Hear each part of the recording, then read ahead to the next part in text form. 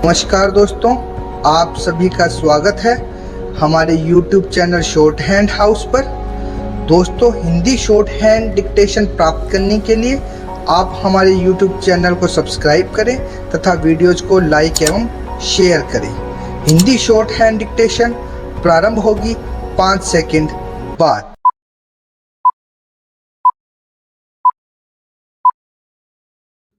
Start. महोदय, देश की लगभग 3/4 जनसंख्या गांवों में रहती है, जिनकी आय कम होने के साथ साथ शिक्षा, स्वास्थ्य, पेयजल आदि अन्य आवश्यक सुविधाएं भी उन्हें पर्याप्त मात्रा में उपलब्ध नहीं है। ग्रामीण क्षेत्रों और ग्रामीणों, विशेषकर अनुसूचित जातियों, जनजातियों, कमज़ोर वर्गों और गरीबी की रेखा से नीचे रहने वाले लोगों का विकास एवं गरीबी उन्मूलन भारत की विकास योजनाओं का प्रमुख उद्देश्य रहा है। ग्रामीण विकास का व्यापक दायरा है, जिसमें ग्रामीण क्षेत्रों के जीवन स्तर का सर्वांगीण विकास शामिल है। इसका अर्थ निर्धनतम लोगों की अपने स्थानीय सामाजिक एवं आर्थिक परिस्थितियों में उत्पादन क्षमता की वृद्धि है। ग्रामीण विकास की प्रक्रिया में पूंजी का निवेश एवं उसका विस्तार, उत्पादक शक्तियों का विकास तथा निर्धन एवं बेरोजगार ग्रामीणों का अर्थव्यवस्था के उत्पादक विकासशील क्षेत्रों में सम्मिलित होना आवश्यक है। मंत्रालय की गतिविधियों का मुख्य उद्देश्य गरीबी पर सीधा प्रहार है, जिसके अंतर्गत विशेष मजदूरी रोजगार व स्वरोजगार कार्यक्रम, भूमि सुधार, बंजर भूमि विकास एवं जल संभरण विकास कार्यक्रम है। इनमें स्वच्छ पेयजल की व्यवस्था, ग्रामीण स्वच्छता, कृषि विपणन, ग्रामीण आवास है तथा लोक कार्यक्रम तथा ग्रामीण प्रौद्योगिकी विकास परिषद द्वारा सहायता और राष्ट्रीय ग्रामीण विकास संस्थान एवं कृषि विपणन केंद्र के माध्यम से प्रशिक्षण की व्यवस्था शामिल है। गरीबी उन्मूलन के प्रयासों का महत्व इसकी योजनाओं के आवंटन में वृद्धि को बताता है, जहां 9वीं योजना में इसका परिव्यय 40,000 करोड़ रुपए था, उसे बढ़ाकर 10वीं योजना में 80,000 करोड़ रुपए कर दिया गया है। इस बढ़े हुए परिव्यय के साथ साथ, जैसा कि पंचायती राज संस्थाओं से संबंधित महत्वपूर्ण संविधान अधिनियम 1992 में बताया गया है, लोगों की कार्यक्रमों में बेहतर भागीदारी प्राप्त होगी, जिससे निर्धन ग्रामीणों के जीवन स्तर में सुधार लाने के प्रयास को नई दिशा प्राप्त होगी। ग्रामीण क्षेत्रों में गरीबी उन्मूलन के राष्ट्रीय प्रयास में ग्रामीण विकास मंत्रालय के मुख्य कार्यक्रमों को दी गई नई दिशा की एक झलक इस पुस्तिका में प्रस्तुत है। ग्रामीण गरीबी की समस्या कम ग्रामीण उत्पादकता और अल्प रोजगार व बेरोजगारी से जुड़ी है। यद्यपि विकास की सामान्य प्रक्रिया के अधीन ही उत्पादक रोजगार के लिए अधिकाधिक अवसर सृजित किए जाते हैं, फिर भी ग्रामीण लोगों के लिए रोजगार पैदा करने तथा आय के कुछ न्यूनतम स्तर प्राप्त करने हेतु विशेष रोजगार कार्यक्रमों की सतत आधार पर जरूरत है।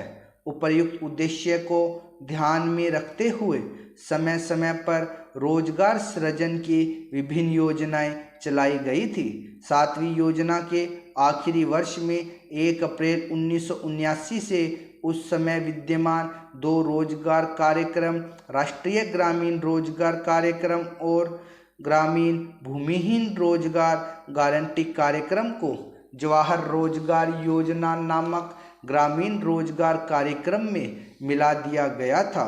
जवाहर रोजगार योजना का मुख्य उद्देश्य ग्रामीण क्षेत्रों में बेरोजगार पुरुषों तथा महिलाओं के लिए अतिरिक्त फायदेमंद रोजगार का सृजन करना है। ग्रामीण आर्थिक आधार ढांचे को सुदृढ़ बनाकर सतत आधार पर रोजगार के अवसर सृजित करना है। महोदय, सामुदायिक और सामाजिक परिसंपत्तियां सृजित करना, ग्रामीण गरीबों को प्रत्यक्ष तथा निरंतर लाभ पहुंचाने हेतु उनके लिए परिसंपत्तियों का निर्माण करना, मजदूरी स्तरों पर सकारात्मक प्रभाव डालना, ग्रामीण लोगों के जीवन स्तर में समग्र रूप से सुधार लाना, गरीबी की रेखा से नीचे बसर करने वाले लोग लक्षित वर्ग है, अनुसूचित जातियों, अनुसूचित जनजातियों और मुक्त बंधुआ मजदूरों को वरीयता दी जाती है। रोजगार के 30% अवसर महिलाओं के लिए आरक्षित है। केंद्र और राज्यों द्वारा 80 व 20 के अनुपात में व्यय वहन किया जाता है। केंद्रीय आवंटन देश के कुल गरीबों की तुलना में राज्य संघ शासित क्षेत्र के गरीब ग्रामीण लोगों के अनुपात के आधार पर किया जाता है। वे सभी कार्य शुरू किए जा सकते हैं जिनसे टिकाऊ उत्पादक स्वरूप की सामुदायिक परिसंपत्तियों का सृजन होता है। पंचायत समिति द्वारा परियोजना का मूल्यांकन और अनुमोदन किए जाने के पश्चात उसे अनुमोदन देने हेतु ग्राम पंचायत सक्षम है। संसाधनों का कम से कम 60% भाग मजदूरी घटक पर खर्च करना होता है।